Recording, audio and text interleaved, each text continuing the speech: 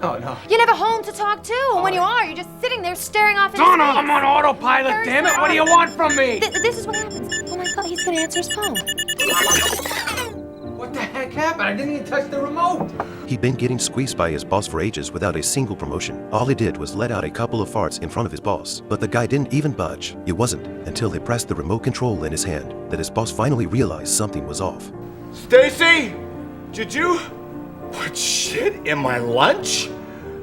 Oh! This man wandered into a mall and saw a bed, so he just plopped down on it. When he turned around, he spotted what looked like a general store right next to him. Curious, he walked in after hearing what the man wanted. The clerk behind the counter handed him a remote control. The clerk stressed that this remote was universal. It could do anything, but there were absolutely no returns. The man went home, ready to pull another all-nighter, but his dog started barking at him like crazy. He grabbed the remote and pressed a button, and to his amazement, discovered the thing actually worked however he wanted it to. Walking the dog was a pain. Fast forward, wife nagging too much. Mute, parents coming over for dinner. Fast forward, now he could finally focus on work. For the sake of his job, the man chose to fast forward through all the mundane stuff. He finally came up with a proposal, but the client wasn't happy with it. Using the remote, he switched the client's Japanese to English and cranked up the volume so he could finally understand what they wanted. When the client came back, he tore up his original proposal and redid it according to their feedback. He nailed the deal. With his bonus money, he bought gifts for the kids and got his wife the purse she'd been wanting. But then next day, his boss said he'd get promoted after finishing just one more project. He used the remote to pause time and gave his boss a few good slaps across the face. When he got home, he realized he could just fast forward to the day he got promoted. He immediately used the remote